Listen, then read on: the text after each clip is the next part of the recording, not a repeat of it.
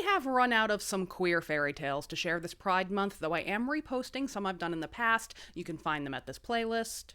But you know what I still have? Folk tales about women rejecting men. And I'll take it, a win is a win.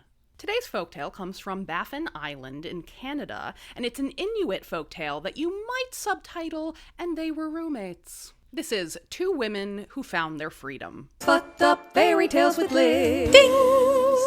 Once there was a man who had two wives, and he treated both of them like garbage because he was, in fact, the biggest piece of garbage himself.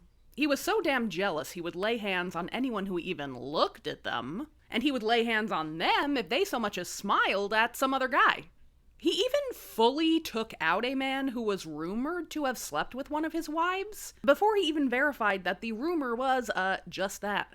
Well, his two wives finally got the courage to leave his ass behind, and they began to journey together up the island coast. They trudged on until they could trudge no more, and luckily, at the very moment they needed rest, they found the perfect hiding spot. A gigantic whale carcass lay beached upon the shore, and the stench was so foul, no one would dare approach it. And to them, what is a bad smell versus getting battered every night? So the two women turned that stinky carcass into Home Sweet Home. Now in the meantime, their garbage husband was full of rage at them leaving. He visited a shaman for help tracking down his wives, and the shaman basically told him the deal. He said to keep an eye out for a big dead whale up the rocky coast. So the garbage husband hiked it up the coast, and he did find that big stinky whale.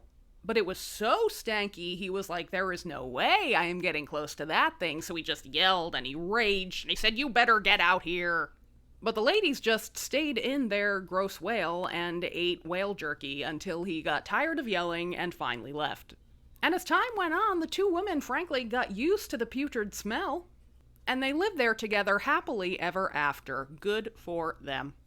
I found that tale and a bunch of other really great Inuit tales in this fantastic book that I got at Tim's bookstore in P-Town. What a little lovely haunt that is. I know some of my fans are also Angela Carter fans, and she put that collection together, so you gotta add it to your bookshelf. You can also read it for free at the Internet Archive. I'm getting things done over here, but before you go, please consider contributing to one of the initiatives I have set up. You could perhaps get some books into the hands of some kids. Or you could help some kids and their family rebuild their life. Or you could do both. Both is good. And I'm letting people know I have real good news coming out, and I don't want you to miss any of the good news, so maybe do this here. You can do it for free to make sure you're getting all the good news from this gal. And in the meantime, I'll see you for the next fucked up fairy tale.